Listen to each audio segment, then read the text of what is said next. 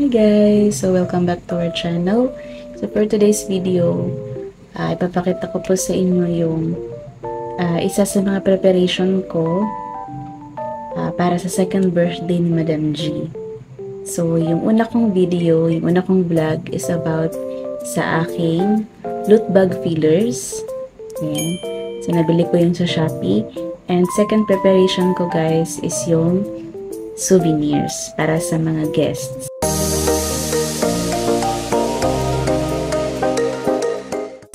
Okay? So, ang souvenirs ko ay ito.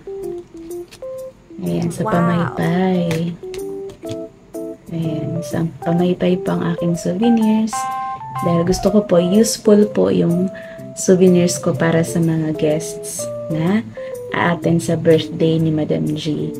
Nung unang birthday ni Madam G ay tumblers yung aking souvenirs, yung aking good giveaways.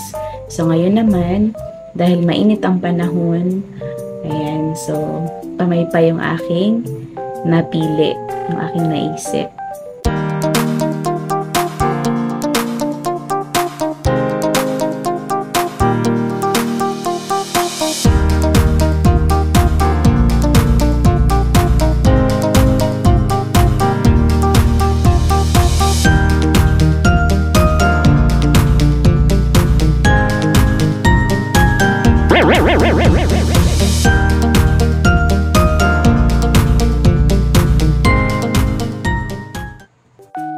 And guys, so in-order ko to sa Shopee.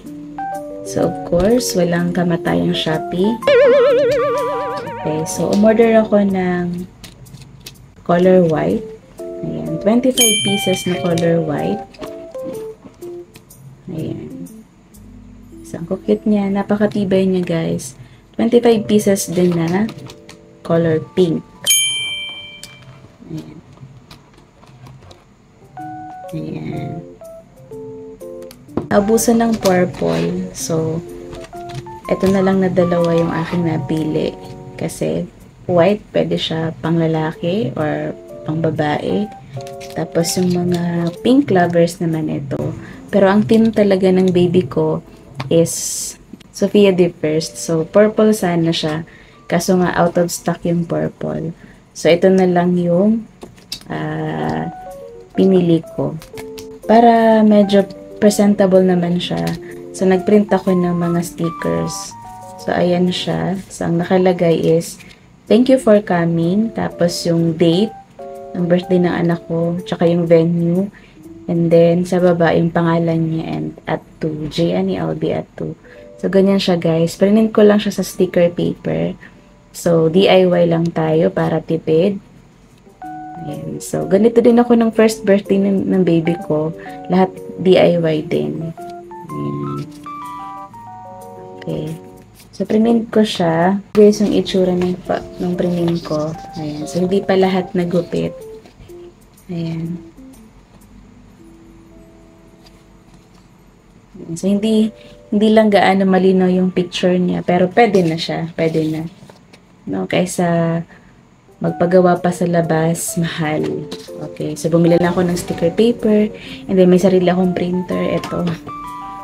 Ayan, so print ko na lang siya. So, gugupitin na lang. So, ito siya. Tapos, trinay ko lang sana kung pwedeng square, pero mas maganda yung bilog. Okay, excited na ako kung ano yung magiging resulta, ano yung magiging itsura niya pag nadikitan na ng sticker. Ayan.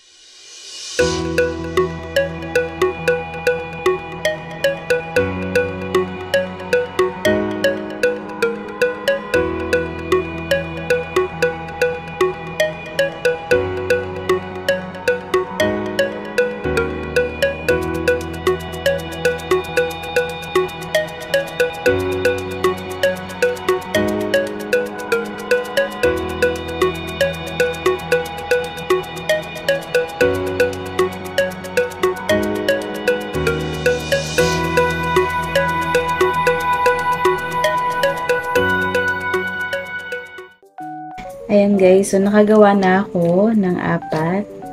Ayan. So ipapakita ko lang sa inyo kung ano yung itsura niya. Ayan. Wow! Cute. Ayan. So, perfect na siya na pang gift kasi bukod sa useful na, pwede mo siyang madala kung saan, di ba? Ayan. Matibay to guys. Ayan. Napakatibay ng pamaypay na to. So, hindi siya kagaya ng mga typical na pamaypay na madaling masira. Eto, matibay talaga. Very handy siya. Pwede mong madala kahit saan ka pumunta. Ayan. Pwedeng ilagay sa bag.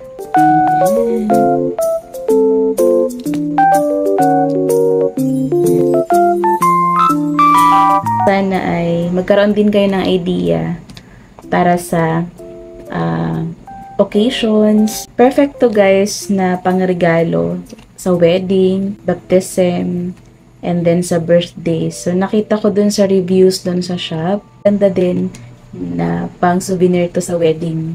Ayan. So yung iba nilagyan dito ng ribbon. So ako hindi na. So medyo gahol na sa oras. Ganda na rin. Ayan. So sana ay nagkaroon kayo ng idea para sa mga best na souvenirs and giveaways para sa occasions ng inyong mga anak or mga mahal sa buhay. Ayan, so thank you so much for watching. So, abangan ulit ang mga susunod kong vlog. Of course, kung bago ka pa lang sa channel ko, huwag mong kalimutan na i-hit ang subscribe button and notification bell para updated kayo sa mga susunod ko pang mga videos. Thank you so much!